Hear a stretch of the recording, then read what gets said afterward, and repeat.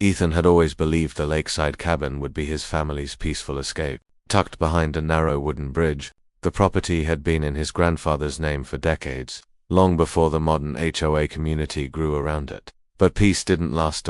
Ever since the HOA installed new security patrols, Ethan's family began facing constant interruptions. Guards stopped them every time they crossed the bridge, questioning their access, demanding identification, and sometimes even turning away their guests. At first, Ethan thought it was just a misunderstanding. His grandfather, however, remained silent. Watching the situation quickly escalated. Security vehicles began parking near the bridge at all hours. Guards knocked on their cabin door late at night, claiming they were checking compliance. Packages went missing. Visitors were delayed or denied entry. Ethan tried to reason with them, explaining that the bridge and the cabin were private property owned long before the HOA even existed. But the guards didn't listen. They insisted they were just following HOA orders. Each interaction grew more aggressive, more personal. What had once been a sanctuary now felt like a place under constant surveillance, and still, Ethan's grandfather said nothing.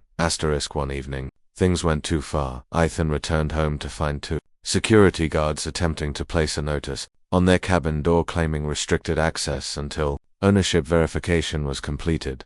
Ownership verification for a property his grandfather had held for over 40 years. That night, his grandfather finally spoke. Calmly, firmly, he told Ethan, "They've forgotten who built this place, and who allowed them to exist around it." Ethan didn't fully understand what he meant, but he soon would. The next morning, something changed. The narrow wooden bridge, the only access point between the HOA neighborhood and the lakeside cabins, was closed. A heavy, reinforced gate had been installed overnight, secured with a lock no one recognized. A simple sign hung on it. Private property, access restricted. Within hours, confusion spread. HOA security vehicles arrived, only to find themselves unable to cross. Residents who relied on that route were forced to turn back. Phones rang, complaints poured in. And for the first time, the balance shifted. As evening fell, several HOA security members who had crossed earlier in the day found themselves stranded on the wrong side of the bridge. They tried everything, calling supervisors, attempting to negotiate, even demanding access, but Ethan's grandfather didn't respond immediately. Instead, he let the silence speak. For one long night, the same security team that had controlled access, questioned residents, and enforced rules without empathy, now experienced the feeling of being restricted themselves. No threats, no confrontation.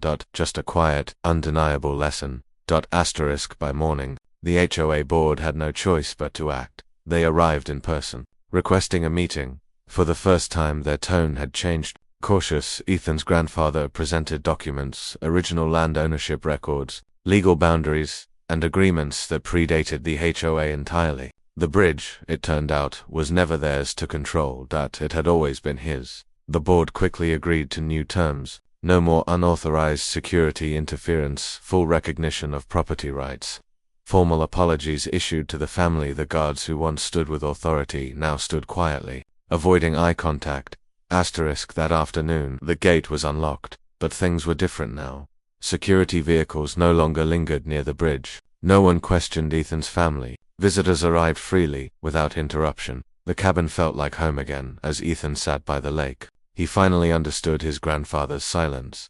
It hadn't been weakness, it had been patience, and when the moment came, his grandfather didn't raise his voice, didn't argue, didn't fight. He simply reminded everyone where the true authority had always been.